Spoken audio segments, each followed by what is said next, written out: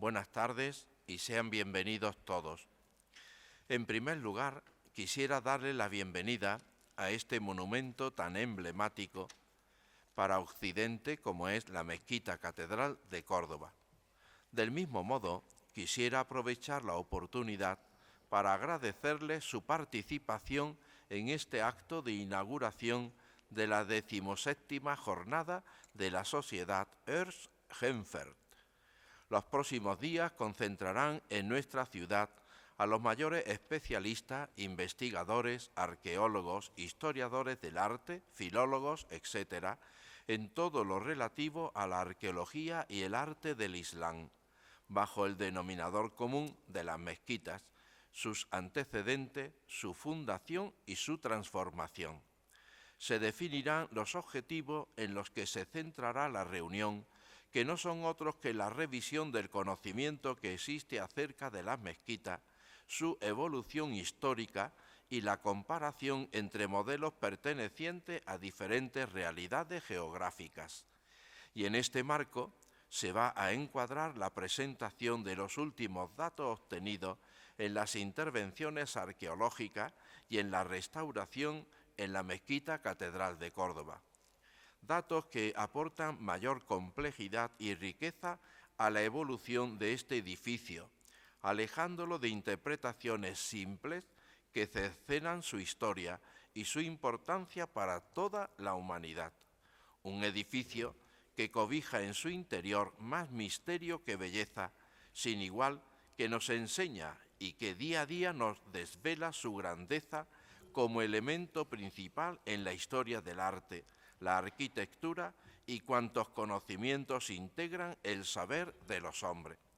Por lo tanto, ese proceso que ahora iniciamos, que supone compartir lo investigado y descubierto en torno a estos fascinantes edificios, debía contar con el apoyo de la institución que presido, el Cabildo Catedral, custodio de uno de los mejores ejemplos conservados, acaso el mayor de los que son y suponen para la humanidad este tipo de edificios, unos edificios singulares, que en nuestro caso hemos sabido mantener, respetar y dar esplendor durante 8 siglos para que continúe con el uso para el que fue creado, que no es otro que el de la oración y la admiración por su belleza.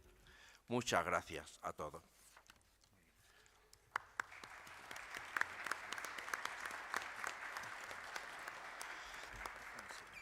Damos la palabra al señor alcalde.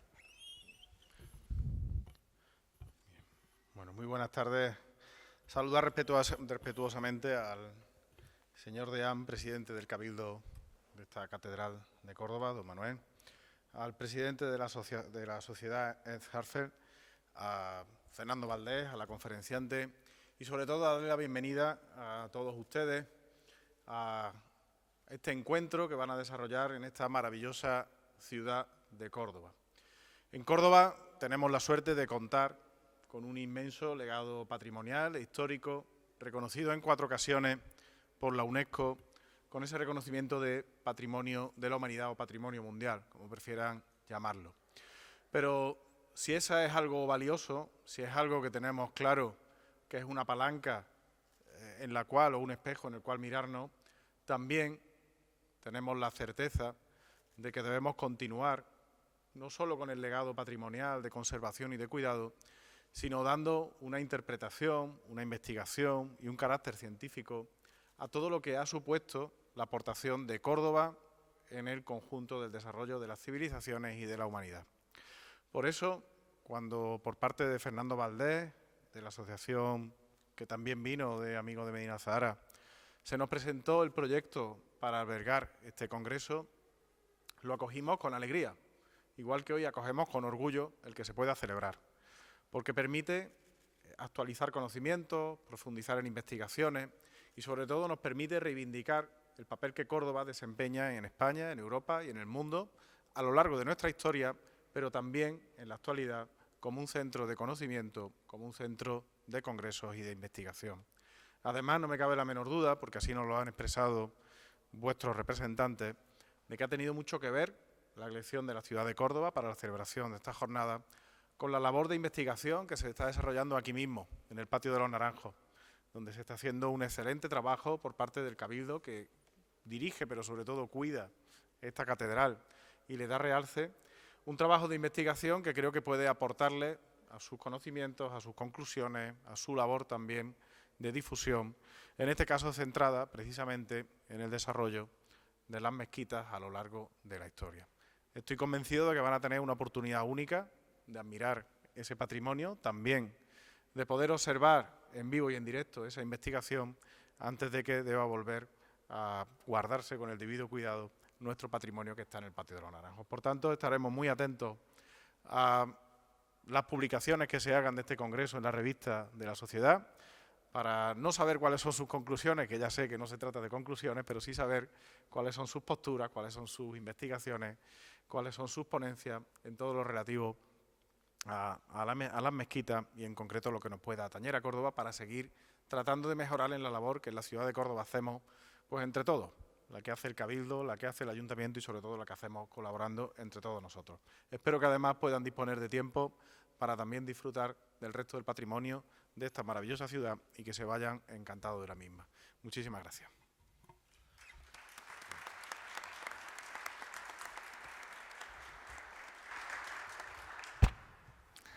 Señoras y señores, damas y caballeros, ladies and gentlemen, no hablo el español. I wish to thank in English to express my gratitude in the name of the Ernst Herzfeld Society for Studies in Islamic Art and Archaeology. As the chairman of the society, it is a scholarly and academic society with members from all across Europe, including Spain, from Islamic countries, Arab countries, and from other places of the world. The conference, or the colloquium, on the mosque in transformation, which starts tomorrow, is organized on behalf of the society. We have such conference colloquium every year, each time in another place, on another theme. Last year we have been in Rome, in Italy, before in Berlin and Germany, Budapest in Hungary, Vienna in Austria, Zurich in Switzerland, to name just a few of these places. It is the first time that the Ernst Herzfeld Society is in Cordoba and has a conference here, and we are deeply grateful that this is possible, and we are deeply grateful that it is possible to start this evening with a lecture in such an extraordinary and spectacular place in the Mezquita-Catedral of Cordoba. The Society wishes to thank the people and the institutions who made this possible. First of all, the President of the Cathedral Chapter, Señor Deán, Presidente del Cabildo de la Catedral de Córdoba, Manuel Pérez Moya, who allowed and even suggested to start the conference with a lecture in this wonderful place. We wish to thank the mayor of the city, Señor Alcalde de Córdoba, José María Bellido Roche, who helped to organize and to stage the event in Córdoba. We thank the director of the Casa Árabe, Señor Javier Roson, who offered a most pleasant and delightful place for the conference itself, the Casa Árabe, from tomorrow. And we would like to thank the Madam President, Presidenta de la Asociación de Amigos de Medina Azahara, Ana Zamorano, who supports the entire event. And we wish to thank all those who helped in front of the scene, behind the scene, in one or the other way. And most certainly, we wish to thank our dear friend, Professor Fernando Valdés Fernández from the University Autónoma de Madrid, who shouldered the disturbing burden of organizing with so much energy and joy, as I sense this event, and an event which no doubt will be very successful. Thank you to all of you from the side of the Ernst Herzfeld Society.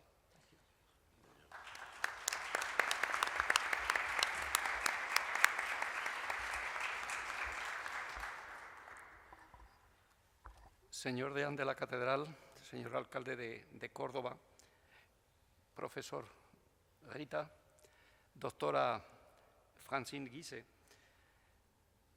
yo en realidad me han encargado que presente a la doctora Guise, pero me van a permitir hacer una reflexión porque me da miedo, tengo mucho pudor de hablar en un sitio que ha escuchado las voces de emires, de califas, de reyes de Castilla, de reyes de España. Yo siempre pienso que una forma debe quedar siempre en los monumentos una forma de transmisión espiritual entre quienes están y quienes estuvieron. Y a mí me da mucho pudor hablar donde hablaba Abderrahmán III o Al-Hakam II o Fernando III de León, un arqueólogo de quinta categoría, hablando donde hablaron semejantes personajes y donde rezaron científicos, científicos no solo islámicos, también el Inca Garcilaso, que fue canónigo de esta catedral. Es decir, me da mucho pudor, pero lo tengo que decir antes porque realmente yo estoy francamente agradecido y un poco desbordado, bueno, un poco bastante desbordado, por la amabilidad, por la gentileza, por la acogida que nos ha dado el Cabildo de la Catedral, el Ayuntamiento de Córdoba, la Asociación de Amigos de Medina Zahara, el Museo Arqueológico, la Casa Árabe. Lo digo por la colocación, no lo digo por ninguna prelación de importancia. Y, por supuesto, por la atención y por la presencia de colegas que han venido de muchas zonas del mundo, unas más cercanas, otras más lejanas, a participar con nosotros estos días de unas jornadas que, como se ha dicho, no tienen conclusiones. Se trata de exponer teorías, comparar conocimientos, hacer contactos, y todo congreso, por pequeño que sea, siempre es una pequeña feria en la que los alumnos y los profesores intercambian ideas y alguno pues hasta puede conseguir abrir el camino para una beca, para una investigación, en fin, de eso se trata, y esos son los congresos científicos. No son para que unos especialistas vengan a lucirse como pavos reales, no es esa la historia. Dicho esto, que ya es mucho en extensión, no en calidad, me toca presentar a la doctora Francine Guise, a la que conozco desde hace muchos años. Bueno, muchos años, ella era muy joven, yo era un poco menos mayor, porque trabajábamos juntos en la biblioteca del Instituto Arqueológico Alemán de Madrid, en una mesa conjunta. Francine siempre muy atenta, muy centrada en su trabajo, y venga a darle a las cúpulas de nervios según el modelo de Córdoba. Y tuvimos la ocasión de hablar mucho tiempo. Francine terminó su estancia en Madrid, ha seguido una carrera científica que sigue subiendo, ha sido profesora en la Universidad de Zúrich, aparte de haber leído su tesis doctoral y haberse habilitado, y ahora ocupa un puesto muy importante en una institución federal suiza dedicada al estudio del vidrio, que se llama Vitrocentre o Vitro-Musée Romand. Es decir,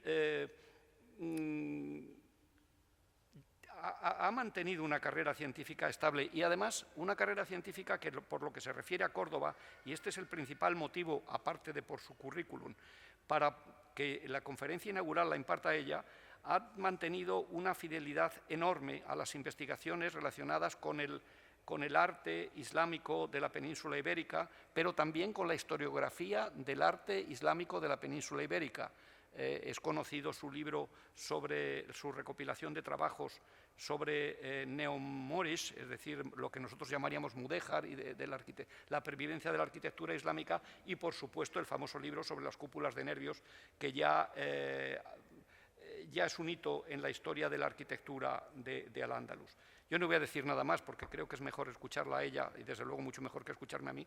Les doy a todos ustedes las gracias. Vuelvo a expresar mi gratitud a las instituciones que nos han acogido, a todas las que están sentadas en la mesa, a las que no están sentadas, porque hay mucha gente detrás de la organización de este pequeño coloquio. Hay mucha gente que ha trabajado el estudio RIF, que nos ha hecho los diseños, en fin, los arqueólogos y el equipo que están trabajando en la excavación del patio, a los que hemos mareado de día y de noche de forma inmisericordia.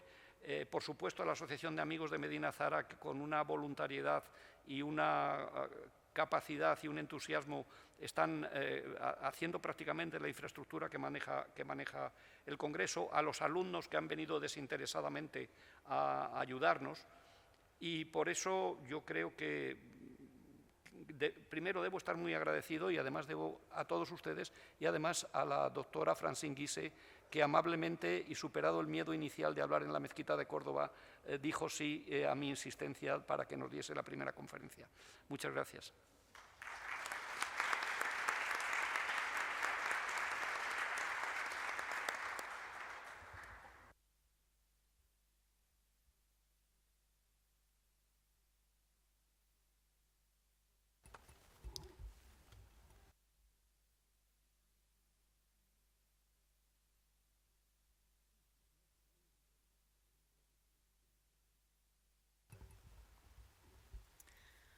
Bueno, muchas gracias, Fernando. Estimado señor deán, estimado señor alcalde, estimado señor director de Casa Árabe, estimados miembros de la Asociación de los Amigos de Medina Zahara, dear members of the Ernst Herzfeld Society, señoras y señores.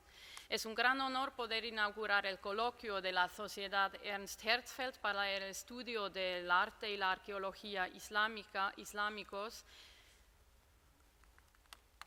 en un lugar tan excepcional como la Mezquita-Catedral. Me gustaría agradecer a los organizadores, Fernando Valdés, Carmen González y Ana Zamorano, por haberme invitado a dar la conferencia inaugural.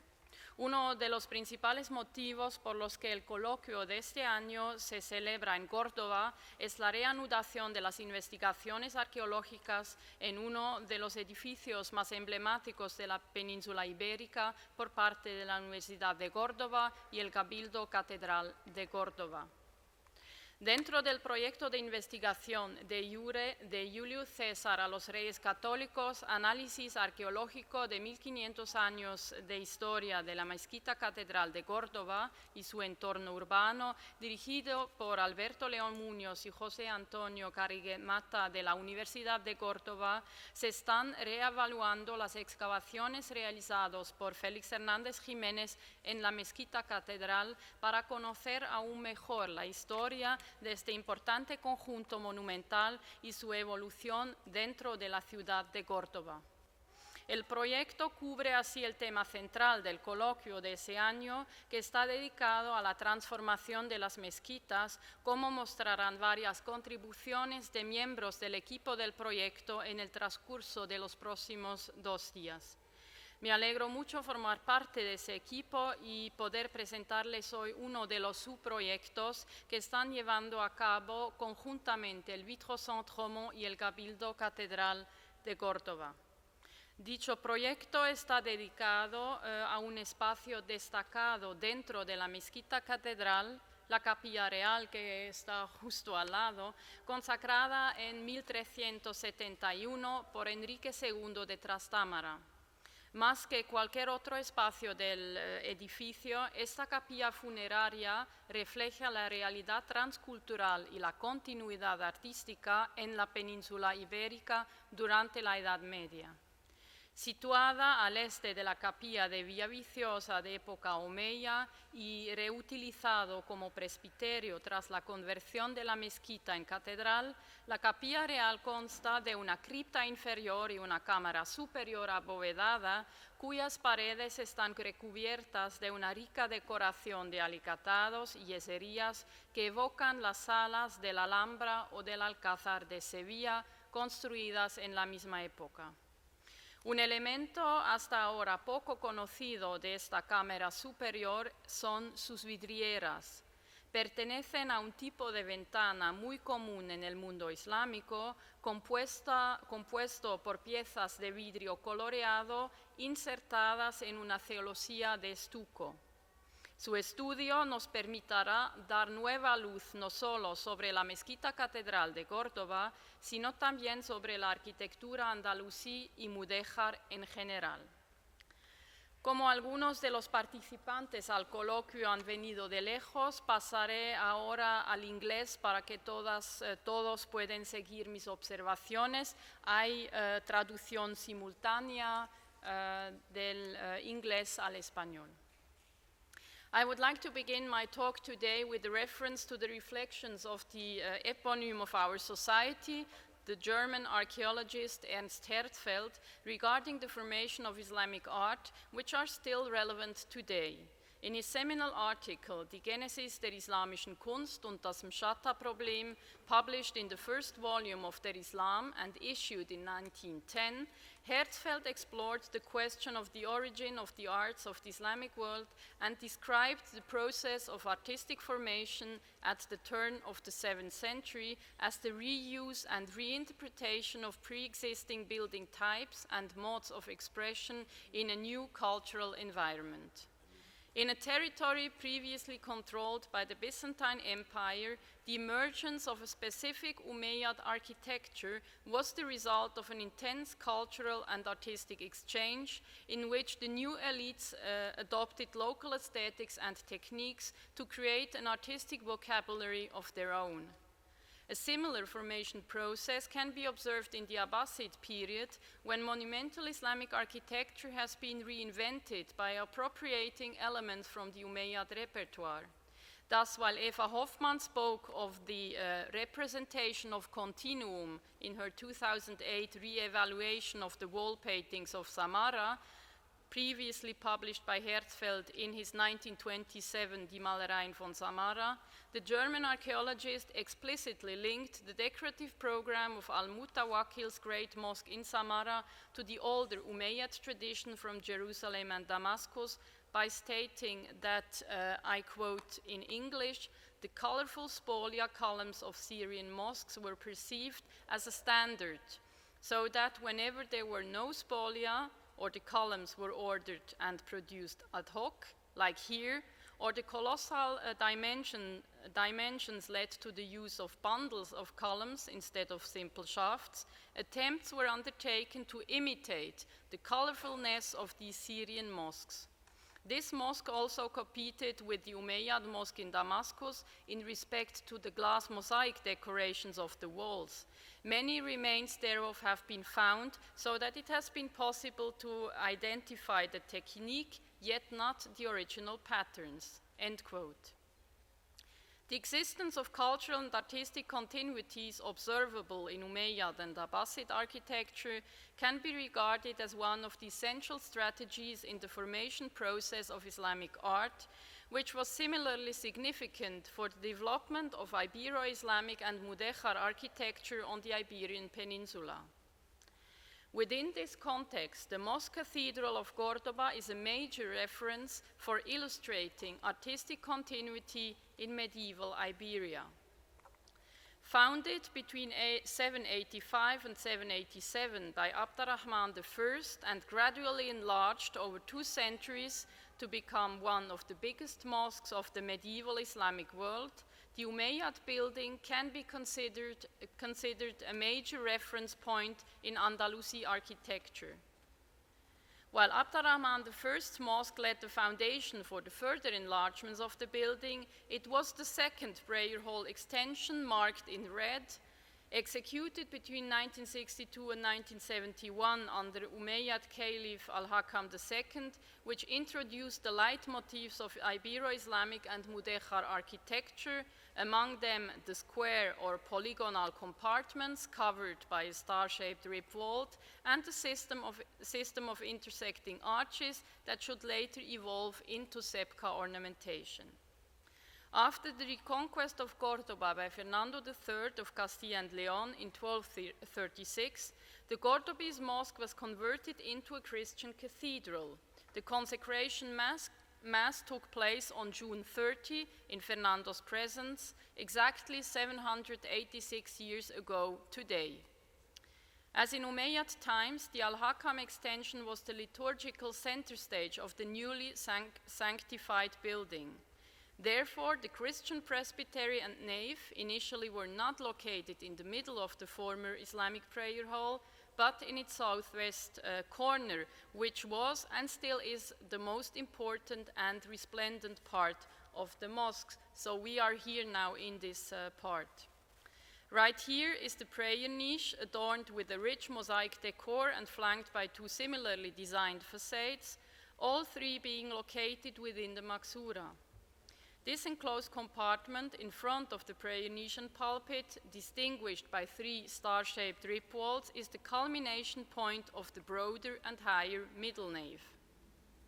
A fourth Umayyad rib vault, marked in red, which is behind us, together with a transversal arcade, was constructed at the beginning of Al-Hakam II's middle nave to demarcate the newly built area from the two preceding phases, executed by Abd ar-Rahman I in the second half of the 8th century and by Abd ar-Rahman II in the first half of the 9th.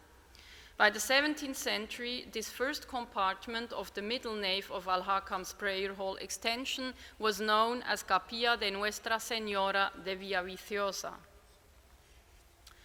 After 1236, it was turned into a presbytery covering the adjacent base towards the Puerta del Espíritu Santo in the west into a nave of the Cordobese Cathedral, where the Holy Mass was celebrated until the consecration of the second and much more monumental nave in 1607. A burial chapel, known as Capilla Real or Capilla de San Fernando, was installed in the second half of the 14th century next to the aforementioned Capilla de Villaviciosa. Built as a two-storied complex, the floor of the lower vaulted chamber or crypt lays below the floor level of the surrounding ground floor. The upper chamber is situated 2 meters above floor level. The Capilla Real has a total height of 17 meters. Its base is nearly twice as wide as it is long. According to Isidro Bango Torviso, medieval burial traditions in Christian Spain witnessed a radical change in the 12th century. While sepulture within churches had formerly been prohibited by the Council of Braga of 561, a gradual conquest of the church's interior now took place, whereby the presbytery was attributed particular importance.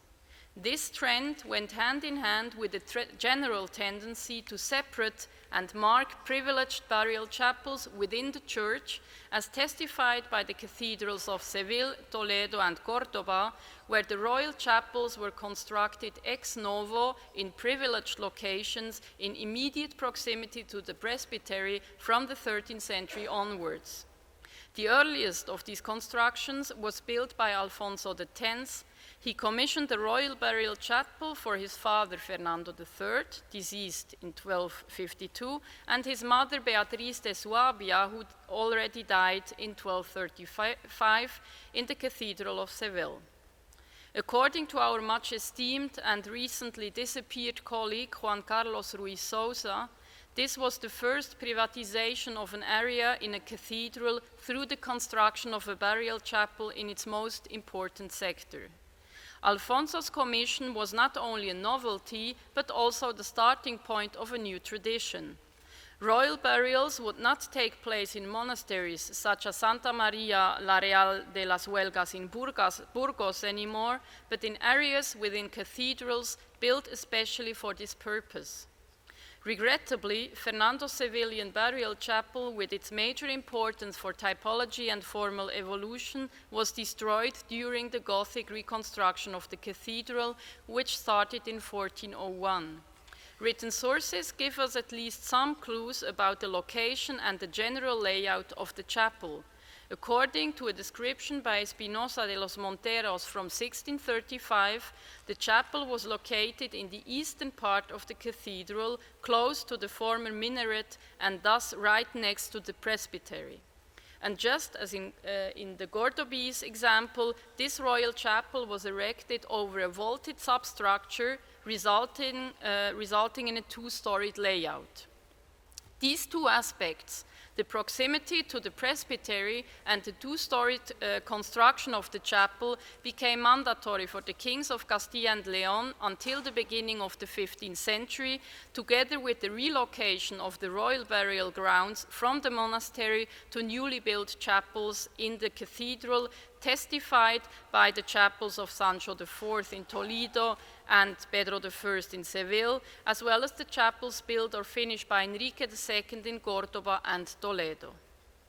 So far, so good, but this is only half the story, because the architectural composition of the upper chamber of the Cordobese chapel is also linked to the so-called cupa, an interior space composed of a square or polygonal compartment covered by a dome.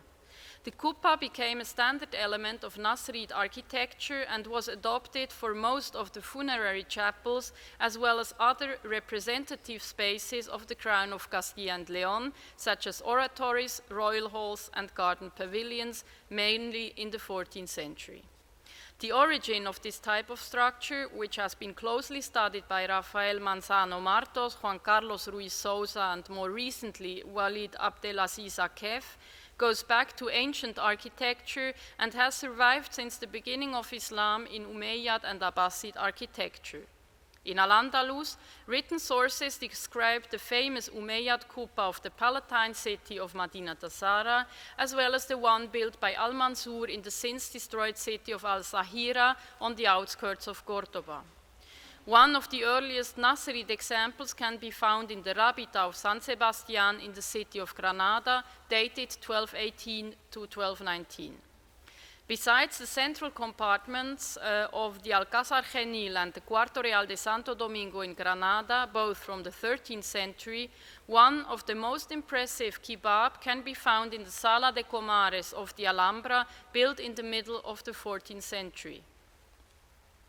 In Córdoba, two deep polylobed arches starting from lion consoles at the chapel's northern and southern side mark the transition from the rectangular floor plan to the nearly square vault base.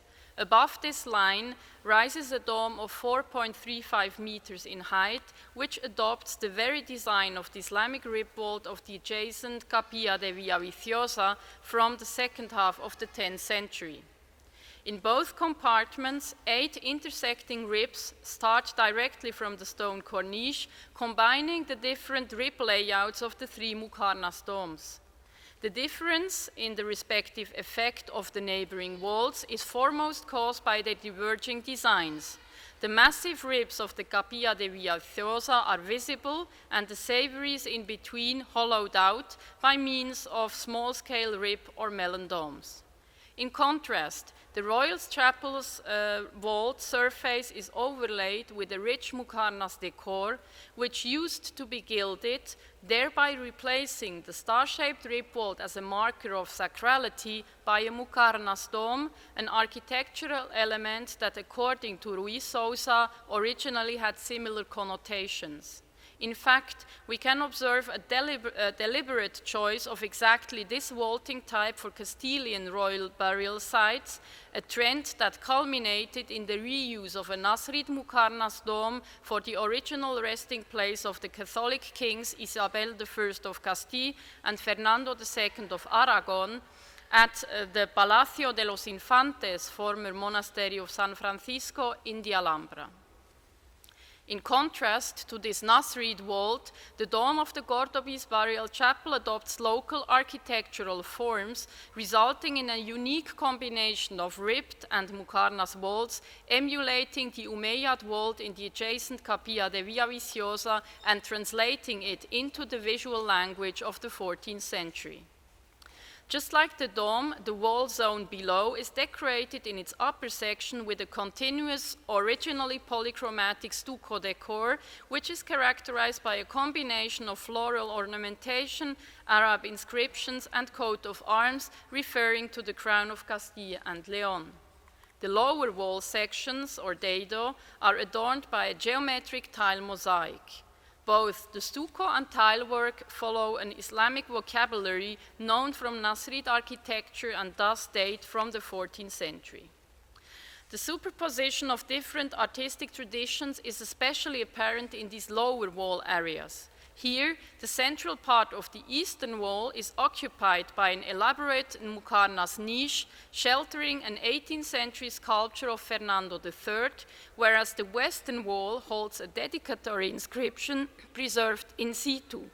The inscription was initially surrounded by a wall painting of a king, probably the donor, which did not survive and is only mentioned in a text dating 1617. The inscription in Gothic letters speaks of Castilian King Enrique II of Trastamara, who translocated the remains of his father Alfonso XI from the Cathedral of Seville to Cordoba in 1371 in order to bury him next to his father and Enrique's grandfather Fernando IV, resting in Cordoba since 1312.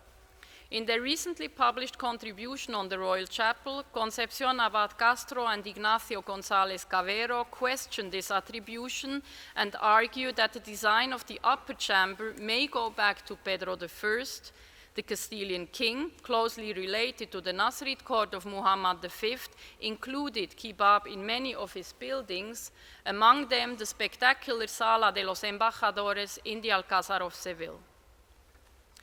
As shown so far, there are various elements that connect the Royal Chapel of Córdoba with the artistic repertoires of the Crown of Castile and León and Nasrid Granada, thereby bearing witness of a transcultural reality which influenced not only palace architecture, but also penetrated the religious realm through royal commissions within cathedrals.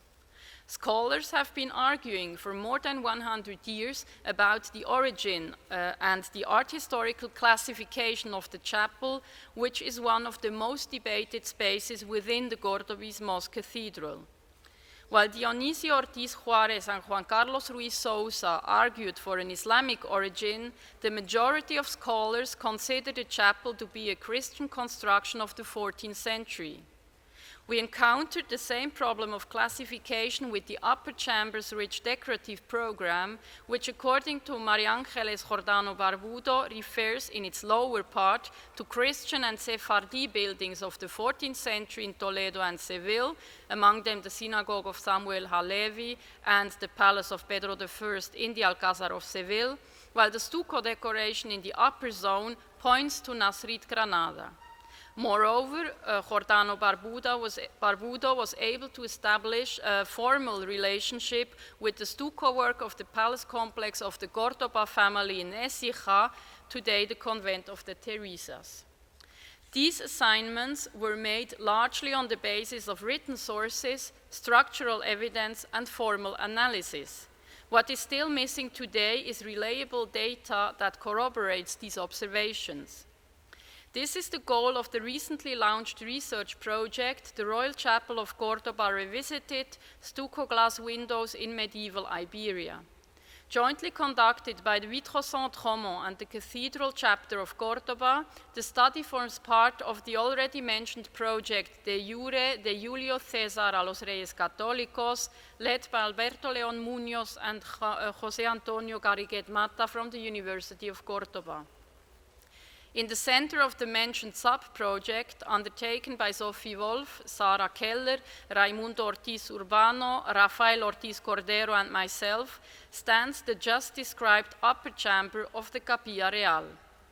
One of its still largely unknown elements are the colorful stucco glass windows discovered in the course of diagnostic and archaeological investigations undertaken in order to prepare the restoration of the chapel.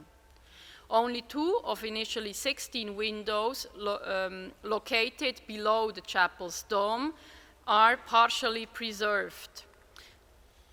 Today, they are hidden behind a layer of brick or masonry and covered by painted plaster, which reproduces the leaded lights installed in the 16th or 17th century on the northern, eastern, and southern side of the chapel to increase the luminosity of the interior space. So what you see here, where you see the glass, these fragments of the window, it's the outer side, and you have the inner side with the plaster surface.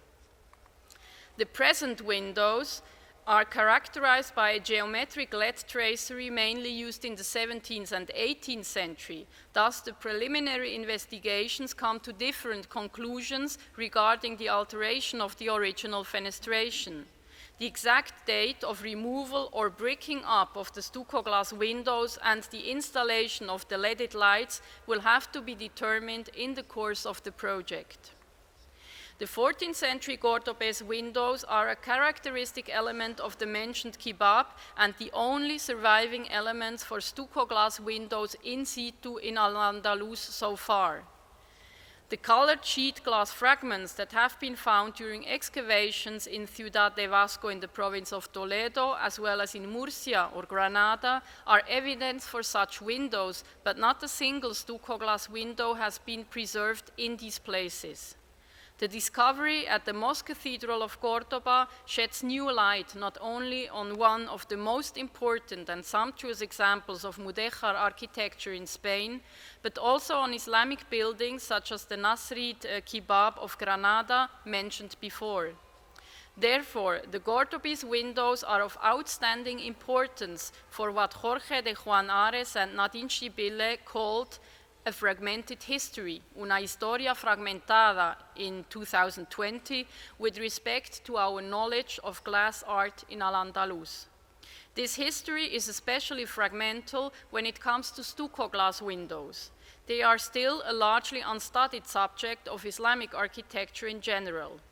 The only existing survey on stucco glass windows to date is Barry Flood's unpublished PhD dissertation, Palaces of Crystal, Sanctuaries of Light, Windows, Jewels, and Glass in Medieval Islamic Architecture from 1993. The author studied an impressive number of medieval examples from all regions of the Islamic world, and herewith laid the foundations for the terminology and typological classification of Islamic stucco glass windows.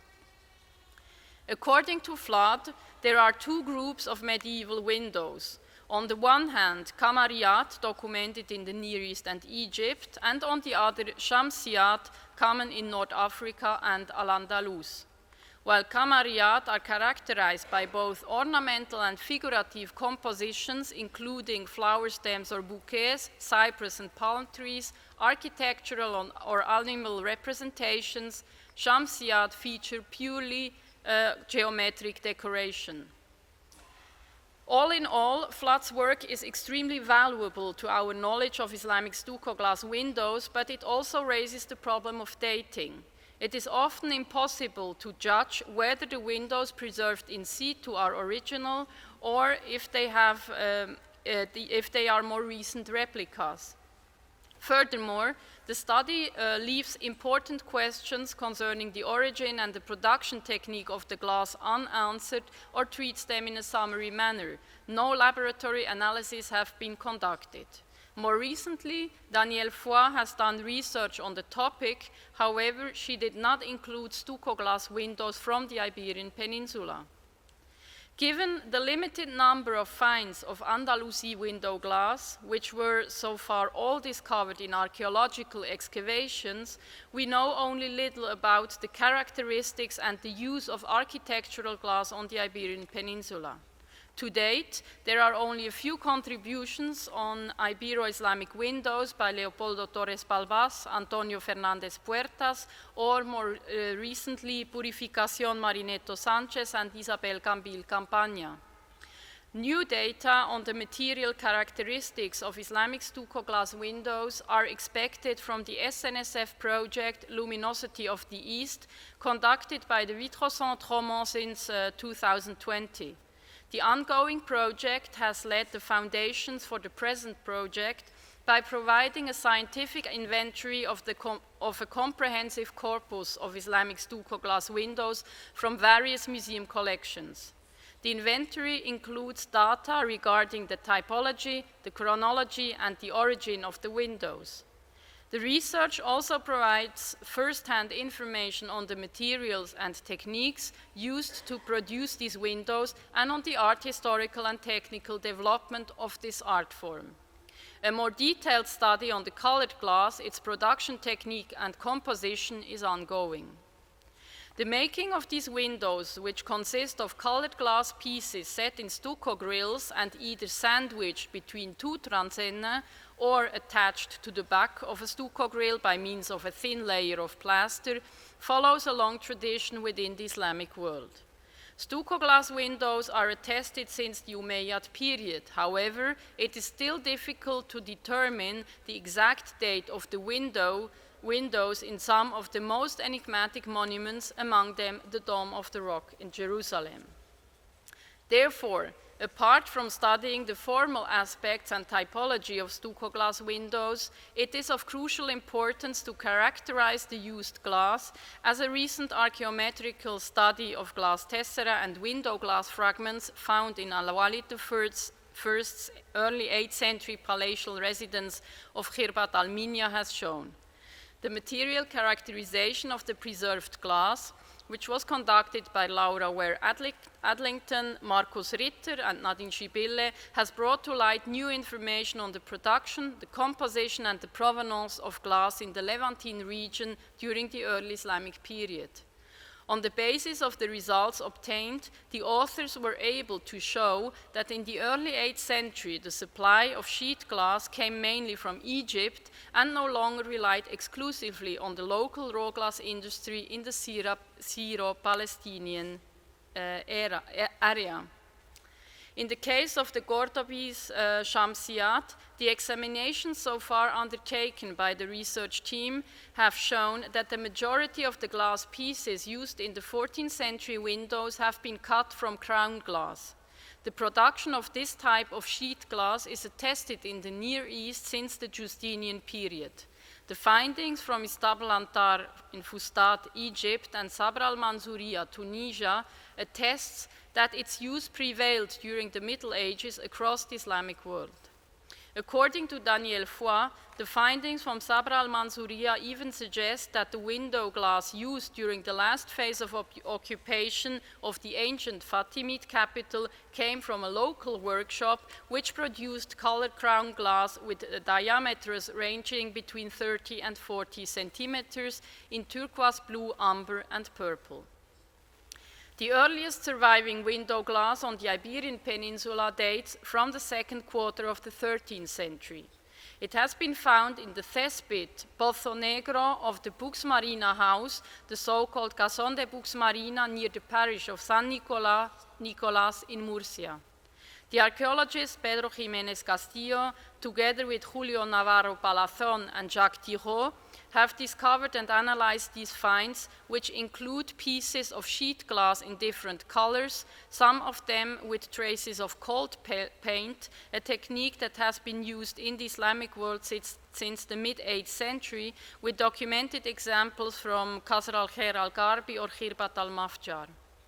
As in Fustat, Sabr al-Mansouriya or Cordoba, the glass pieces from Murcia were cut out of crown glass and fitted in the openings of the stucco grill of Shamsiyat. The excavations on the site of the Buxmarina house have also confirmed the production of raw glass in Murcia, which was mentioned by the 13th century Andalusi geographer, historian, and poet Ibn Said al-Maghribi. Pedro Jiménez Castillo and his team could identify a glass workshop, B, with an approximately rectangular surface area of 16 to 9.8 meters. The archaeological findings indicate a long period of use of the workshop. A total of 8 furnaces could be identified in the most recent occupation phase, although only 5 of them seem to have been in use during that period. Out of the 5, the furnaces 4 and 1, first phase, have been used for raw glass production. Córdoba was another early center of raw glass production in Al-Andalus, as the excavations of the southern suburb of the city, located across the river and known as Rabada Shakunda, have shown. Despite a limited period of use, the archaeological remains of the suburb, founded ex novo in around 750 and destroyed in 818 by Al-Hakam I after a revolt of its population, provide valuable clues about the urban development of Córdoba during the early Emirate period. Moreover, and most relevant for our current project, a research team led by Nadine Schibille and Jorge de Juan Ares was able to trace the origins of Córdoba's glassmaking industry in Chacunda. In a period when the supply of raw glass from the production centers on the Levantine coast and in Egypt decreased significantly, the exploitation of local raw materials, among them the lead slags from the silver and lead mining in the region around Córdoba, resulted in the production of high lead glasses. The analysis of 9th to 12th century Islamic glass samples from Córdoba, conducted by Chloe Duckworth et al. Has shown that high lead glass persisted in the residential area of the city's suburbs even after the destruction of Chacunda. The chemical characterization of the 14th century glass used in the Royal Chapel of Córdoba's Mosque Cathedral, undertaken within the mentioned project, will provide data that should help us to answer questions concerning its origin, and in particular the question whether the glass was made locally or imported from either Christian or other Islamic glass production centers on the Iberian Peninsula. If the glass used for the Cordobese Shamsiyat has a high lead composition, it would also prove that there was still a local glass-making industry in Córdoba producing high lead glass in post-Islamic times. In a second step, it will be necessary to clarify whether conclusions can also be made about the origin of the windows as a whole.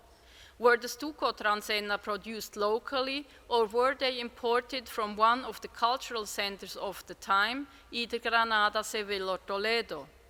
Can the used stucco provide us with further clues here, especially when compared to the mineralogical and chemical composition of the 27 samples taken from the stucco work of the chapel and analyzed in the course of the diagnostic investigation mentioned above? Only if we analyze layer by layer and generate reliable data as to their material composition, we will be able to decode the entangled architecture of medieval Iberia. I'm finishing.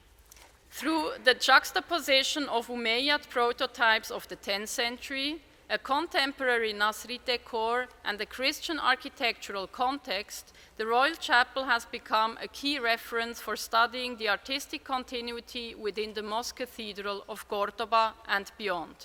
By using a language of signs and symbols based on visual codes which point to the Crown of Castilla and Leon and to Nasrid Granada, the Royal Chapel of Córdoba stands for a common artistic legacy charged with new meaning, and therefore refers directly to Herzfeld's initially mentioned interpretation of the formation of Islamic art. In this sense, Herzfeld's observations do not only apply to the Islamic world, but also have validity beyond it. As research on the past decades has shown, dealing with artistic manifestations that cross different cultural spheres challenge traditional art historiography. New approaches are needed to close the gaps and open new ways of understanding. By placing materiality at the center of our investigation, we want to take such a new path in our research project. The expected results should help us to obtain a complete picture of Córdoba's Royal Chapel, in which the hitherto unstudied windows are also taken into account. Hence, as emphasized by Isabel Cambil Campaña regarding the Nasrid glass fragments found in the Alhambra, Shamsiyat must have been part of a decorative unity, una unidad decorativa, formed by the ceramic dado, the stucco work, and the ceilings or domes. This must also have been the case in Córdoba, where the transenna of the two preserved windows on the western side of the Capilla Real is based on a six-pointed star design, echoing the ornamental composition of the ceramic dado. Reconstructing the decorative unity of this upper chamber will not only shed light on this important space within the Mosque Cathedral of Córdoba, but also allow conclusions about Nasrid Kebab and their original fenestration. Despite the fact that today hardly any material traces of Shamsiyat have survived in Al-Andalus in situ, the colorful windows have left a lasting trace in Andalusi poetry. I therefore would like to close my lecture by quoting a panegyric qasida by Ibn al-Jayyab, the other poet of the Alhambra, as he was called by Maria Jesus Rubiera Mata, who dedicated her PhD thesis, first published in 1982 and re-edited in 1994, to his life and work. When describing the various building projects of Muhammad III, Ibn al-Jayyab mentions also the kubba of a palace constructed by the Nasrid emir in the Rabad al-Najd on the banks of the Khenil. In his descriptions, he especially emphasizes its colorful stucco glass windows. I quote in English translation, "Your kubba is like a bride making herself up with seductive beauty at her wedding, and the sun adorns behind her glass splendid dresses in all colors." Thank you very much.